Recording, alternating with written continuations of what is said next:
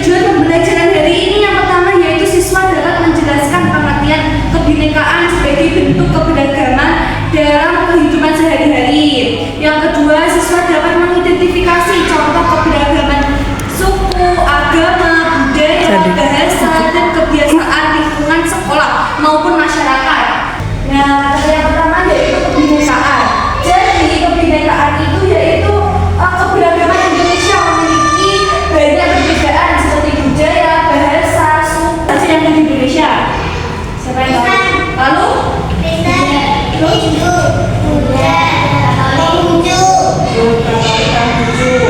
Nah, siswa belajar bahwa perbedaan bukan untuk dipertentangkan, tetapi saling melengkapi. Jadi kalau kita berbeda suku, bangsa, bahasa dengan teman itu kita tidak boleh saling membenci, kita harus saling menghormati. Selanjutnya karena Bhinneka Tunggal Ika, budaya negara yang berarti berbeda-beda tetapi tetap satu jua. Dia merupakan kita berbeda dalam banyak hal tetapi tetap satu bangsa Indonesia. Nah, kita meskipun berbeda agama, beda suku, kita harus tetap satu bangsa. Agama memiliki nilai yang sama. Yang ketiga, siswa belajar bahwa perbedaan adalah pelajaran yang harus diterima. Yang terakhir, kita tetap bersatu karena memiliki tujuan dan tanah air yang sama.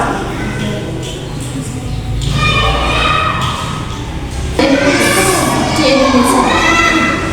Yang pertama, teman-teman yang berbeda suku dan bahasa.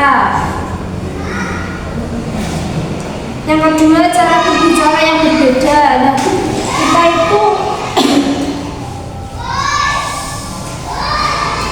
akhir kesukaan makanan, permainan, dan hobi yang tidak sama. Yaitu ragam agama di Indonesia, yaitu yang pertama semua agama harus dihormati dan dilindungi. Jadi semua agama yang ada di Indonesia itu harus kita hormati dan juga dilindungi. Yang kedua, menghargai ibadah teman dan sikap toleransi. Sikap toleransi seperti yang kakak sampaikan kemarin, jika temannya ada yang berbeda agama kemudian sudah beribadah, kita harus bertoleransi. Tidak boleh mengganggu teman yang sedang beribadah. Lalu yang ketiga, tidak akan menghalang untuk tetap berteman. Jadi meskipun kita berbeda agama, berbeda keyakinan, berbeda tempat beribadah, itu tidak menghalangi kita untuk tetap berteman. Jadi kita berteman dengan siapapun agamanya dan juga suku bangsanya. Lalu ada ragam bahasa daerah. Nah, bahasa daerah ini menunjukkan identitas dan warisan budaya. Yang kedua, siswa dapat saling mengenalkan sapaan apa kata khas dari daerah masing-masing. Jadi kalau bahasanya berbeda itu, jadi kita lebih bertukar bahasa dulu. Seperti contohnya punya teman orang Sunda, nanti kita bisa bertukar bahasa, kita memakai bahasa Jawa, kemudian ada teman bahasa Sunda seperti itu. Yang ketiga, menghargai orang yang berbicara dengan logat tertentu dan bagian dari toleransi. Jadi kalau kita punya teman yang memiliki logat yang berbeda, setiap daerah itu kan memiliki logat yang berbeda, itu tidak boleh menjadi logat itu bahasa. Ya kita harus menghargai. Logat itu contohnya, lek wong Mandarin ngomongnya piye lah, kita masuk logat. Itu seperti piye ya, cara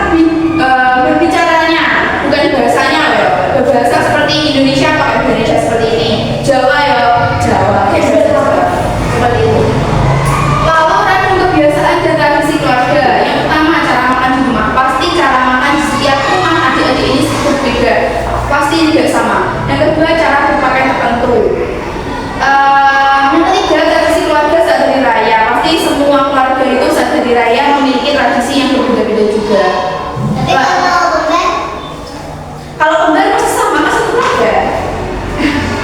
Lalu yang keempat, kebiasaan sosial masyarakat daerah. Biasanya kebiasaan sosial di setiap daerah itu beda-beda, tidak sama. Setiap daerah itu mesti memiliki kebiasaan sosialnya sendiri-sendiri.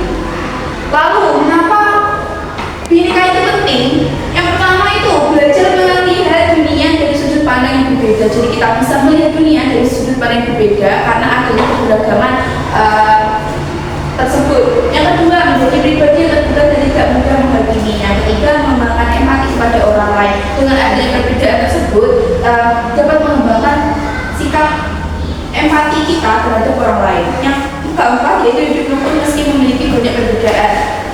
Dengan adanya kebinekaan, kita dapat hidup rukun dengan saling menghargai perbedaan tersebut. Oke, jadi kebinekaan ini sudah selesai materinya. Jadi kebinekaan itu bukan menghalang, melainkan jembatan yang menghubungkan kita semua sebagai suatu kesatuan yang utuh dan kokoh. Jadi dari penjelasan KKN hari ini, apakah mungkin ada pertanyaan atau mungkin cukup dimengerti? Lumayan. Jadi gimana sih kebinekaan itu tadi? Kebinekaan itu gimana? Menurut kalian gimana? Gimana sih? Kebinekaan itu artinya berbeda, ya kan? Kalau berbeda kita harus saling